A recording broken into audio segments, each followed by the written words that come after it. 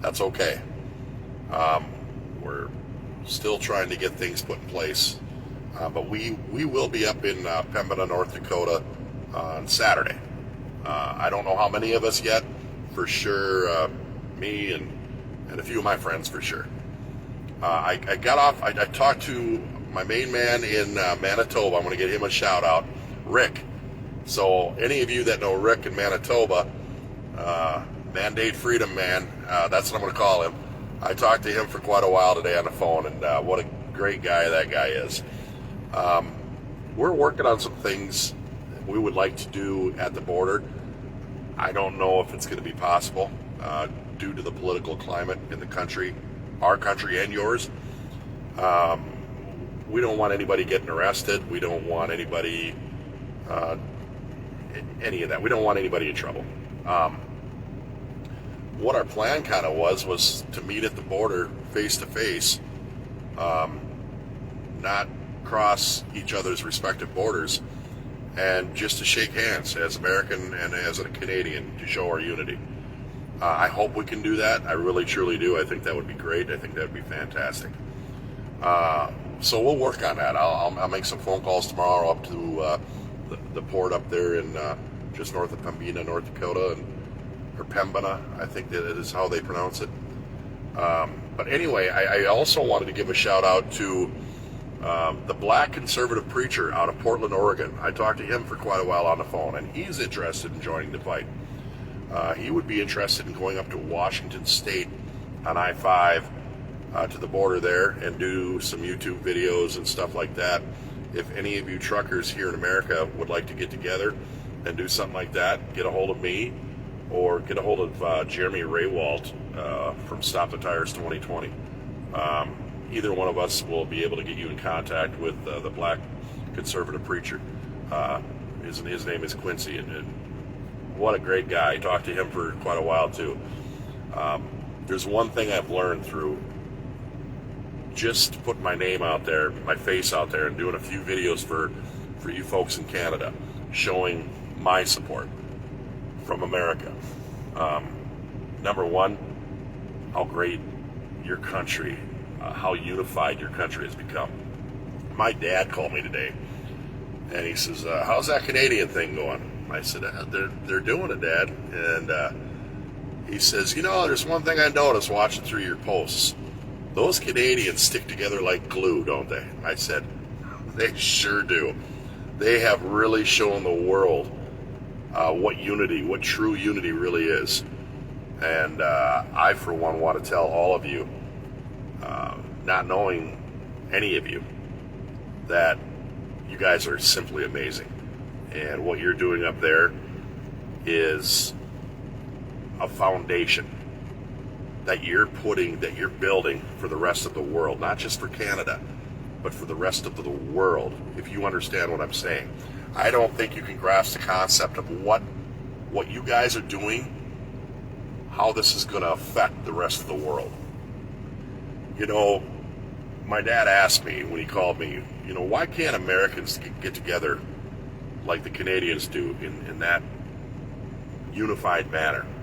And my response to him was the media and the politicians. They label us Democrats or Republicans. They label us Republicans. Yeah, Democrats or Republicans. They label us black. They label us white. You're Chinese. You're Hispanic. They label us you're American. You're a Canadian. You're Australian. You're Brazilian. Everything has labels. Everything. Did you put that label on us? Or did I put that on you? No. I got to thinking about it a little bit deeper after I got off the phone with my dad, and I thought to myself, you know what? It is. It's all about labels. To keep the people divided, because what you folks are doing up in Canada, that unified, they're scared to death of people coming together like you folks are. And what Rick told me on the phone tonight really disturbed me. I'd heard it in the past that Trudeau had said this, but when he really told me, as a Canadian told me this, it disturbed me. that Trudeau said that the unvaccinated are mainly misogynists and racists, and that we don't know if we want to accept them into our society anymore, that maybe we should basically get rid of them. And that honestly made the hairs on the back of my neck stand up. If that doesn't sound like something in history, a certain leader in Germany during a certain era, I don't know what does. That's scary. And for you folks in Canada that still believe in your government and you still believe in a system, and America for that matter, anywhere in the world that you're being oppressed by your own government, I hope you really open your eyes to what's really going on now. Because Canada, you're leading the way. I wish it was us in America leading the way and showing people what it's all about to be unified. Unfortunately, it's not. And that's why I jumped on the bandwagon. That's why I jumped on in support of all you folks in Canada, because you're seriously showing the world what it means to be unified and standing up against tyranny. And I applaud you. So from this moment on, ladies and gentlemen, we don't need to let politicians or the media label us who we are. At the end of the day, we're not Canadian. We're not American. We're not Australian. We're not black. We're not white. We're not Hispanic. We're not Chinese. We're not Indian. We are people. Every single one of us are people. Every single one of us has hopes and dreams and families and loved ones that care about us. And we all have a dream. We all just want to live our life the way we see fit without any interference from somebody that thinks they can tell us better than what we know. You know what's best for you. You know what makes you happy. And right now, Canadians, you are showing the world what happiness is to stand up against people telling you that you can't even go visit your family across the border. I had a phone call yesterday from a lady in New York State, in Buffalo, New York. And her fiance is Canadian. They have 2 children. And she almost broke down in tears with me on the phone, talking about how they can't see each other. I've had numerous other people reach out to me, messenger, phone calls. They told us if we got vaccinated, we'd be able to see our family. One was in Maine. She says, I still can't see my family. 2 years. If Americans and if the world knew what you Canadians have gone through in the last 2 years, it'd make the world sick. I, for one, started paying attention about 18 months ago. And I come across a random post on social media that brought me to you folks. And I have been paying very close attention ever since. And my question has always been, when are they going to stand up? But then I thought about it a little bit, and I'm like, we don't even stand up in America. And we're the freest country in the world. So, what would make them stand up? And then all of a sudden, it comes across my news feed that there's a convoy, freedom convoy in Canada. And I didn't even hesitate. I think it wasn't very long, and I was doing videos on that. And I was like, no. I don't care.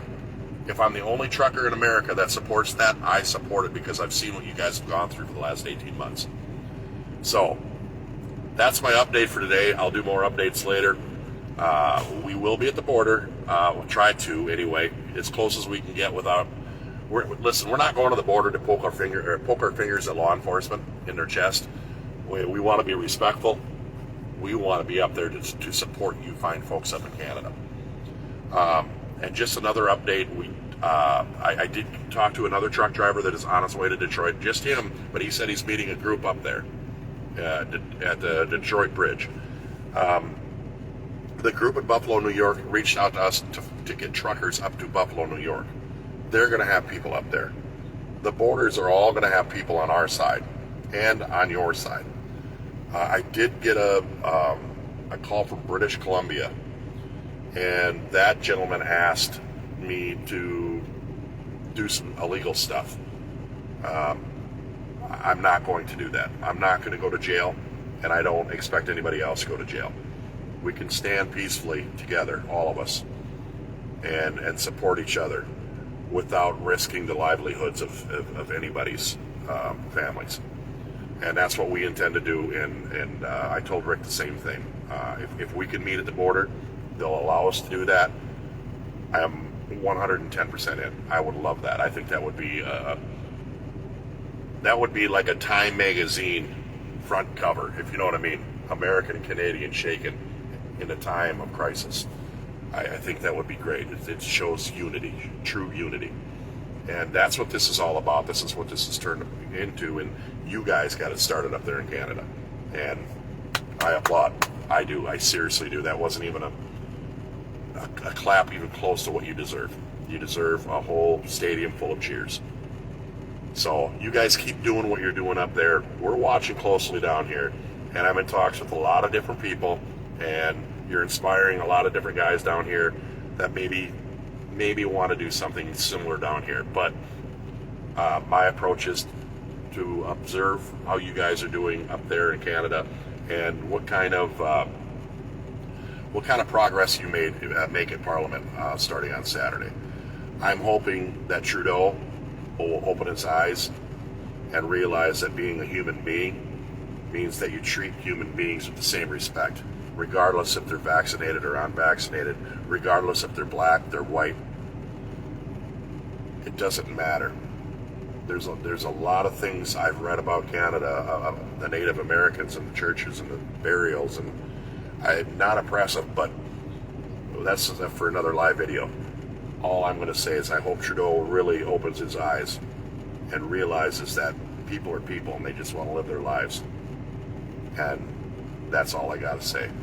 I will talk to you guys soon. I will give you updates when I get them, usually at the end of the day. Tomorrow night is when we're going to do our radio show. So I won't be live on here, but I will be live on air on the Disrespected Trucker radio show. So look that up, the Disrespected Trucker radio show. We have a Facebook page. I invite each and every one of you Canadians that are involved in the convoy or an organizer to call into that number. I will share the link probably right away in the morning, so you guys will be prepared. It starts at 7 p.m. Central and will last till 10. I usually only go 2 hours, but tomorrow we're going to go 3 hours. And the best part about that, we're dedicating all 3 hours to you folks in Canada. For you folks to call in live, and for you folks to get whatever it is off your chest right on air so the world can hear it. It's uncensored. You can say whatever you want. Whatever you want. And that broadcast will be taped. You can share it a month from now or a year from now. It will be available for all of you. So if you want to call in, I strongly encourage you. If the phone lines get busy, just keep trying calling back. Or click on the link that I share tomorrow, and you can listen in through that link on the internet. And I'm here to cheer you guys on and try to give you a platform to share your message out to the world. Again, that's the Disrespected Trucker radio show, and that's a Blog Talk radio show, which is uncensored. So I'm not going to tell you what you can and can't say. You just get on there, I'll put you on air, and I'll let you say whatever you want. Depending on what the switchboard looks like, I might have to limit the calls to 3, 4, 5 minutes apiece, but we'll see how it goes. But I look forward to hearing from all of you, and I really do.